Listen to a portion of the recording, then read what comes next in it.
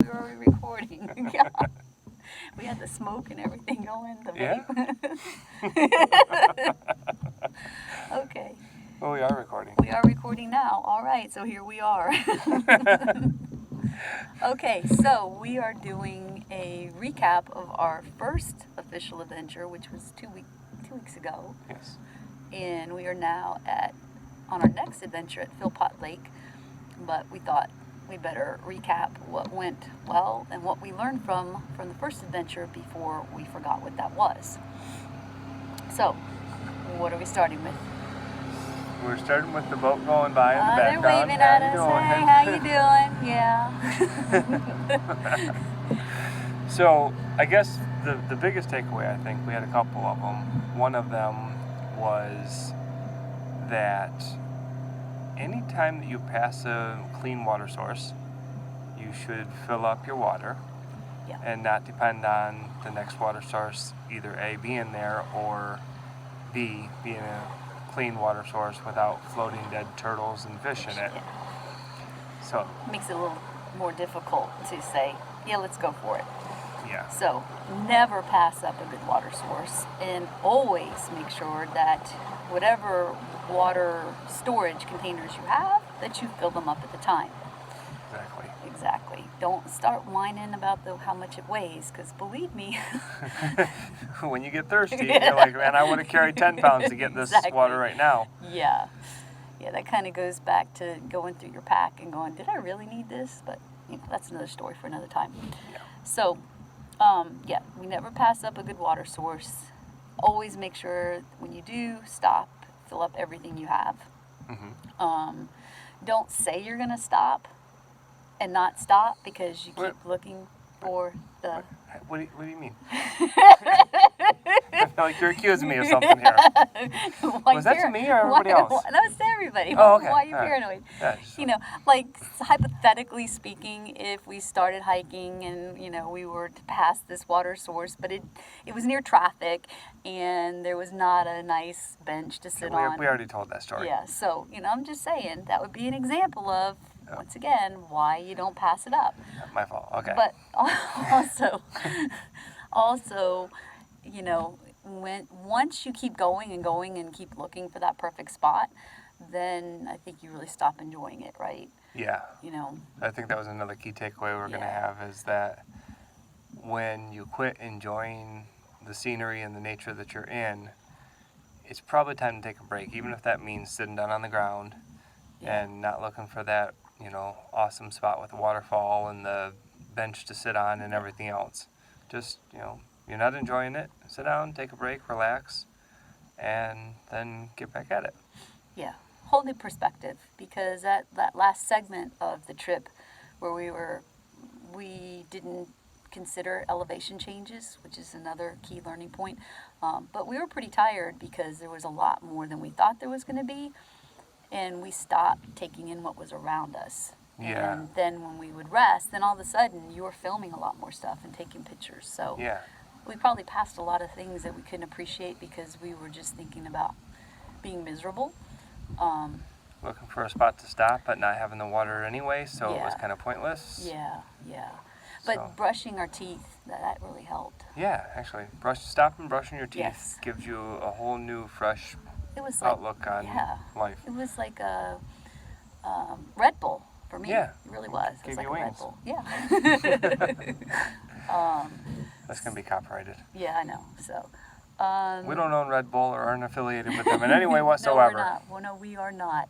Do not sue us, please. Don't even drink it, actually. Yeah, it's not good for you.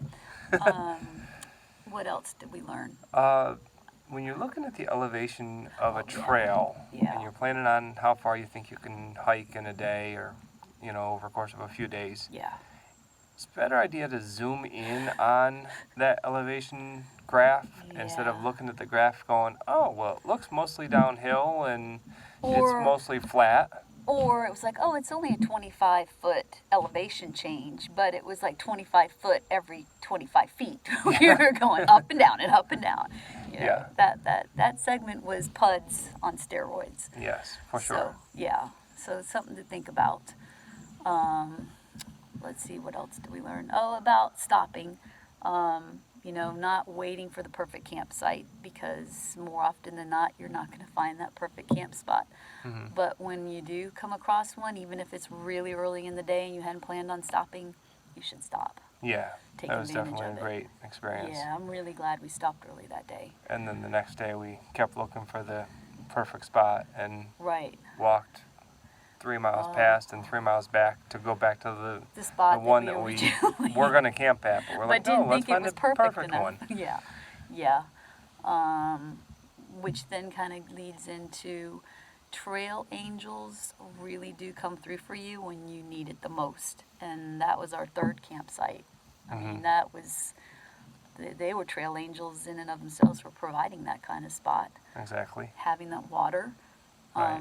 Meeting, what was his name on Daniel. Daniel on the trail. He was amazing. So people really came through for us that day in a big way. Yeah, for sure. What else?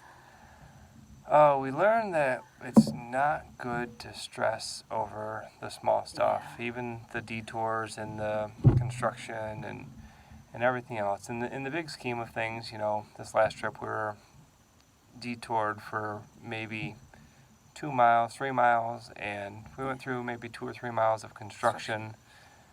But really, that was like, you know, 10% of our trip, if that. Right. You know, but it pretty much ruined a day for us because we were so. We allowed it to take Yeah. over our thoughts. Yeah, I mean, exactly. we got mad about, you know, the construction site and how they had no regard for, you know, the trail and the stuff they left behind, and you know, and Millions of dollars of equipment and materials sitting Just on the sitting site there. and nobody's working there. yeah, and then no clear markings of the detour, and being out of water. I mean, that really magnified our frustrations. So I think, you know, doing a check, which probably that also means when you start getting frustrated, you need to take a break. Yeah. Because I think if we had rested more, but we were so. Yeah, because we were going to take a break and set up camp pretty soon Right, after yeah. our last stop. And then we got into construction and, We couldn't stop there, and then we had a detour, and that was in a neighborhood, and we couldn't stop there, and yeah. so that being overtired really plays a factor in your outlook of things.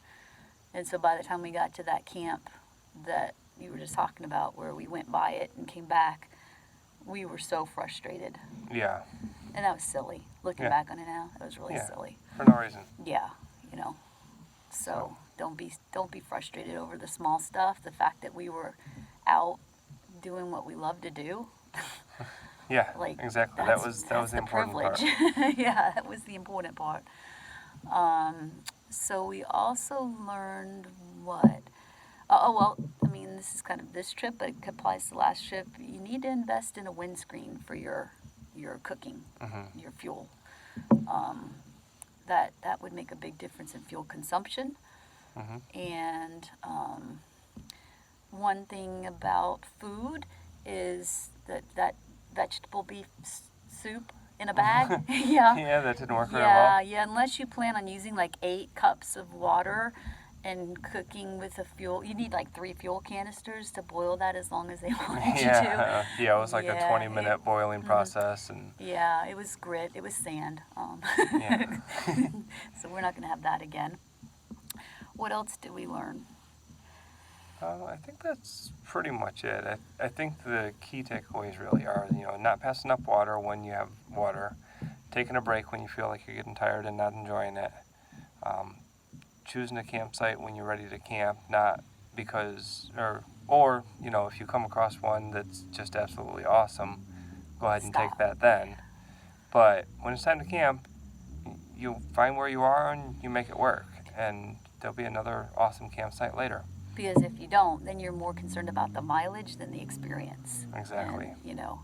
Oh, but along food too, cheese sticks don't work in 93-degree weather. Yes. Yeah, Yeah. so- Especially 24 of them.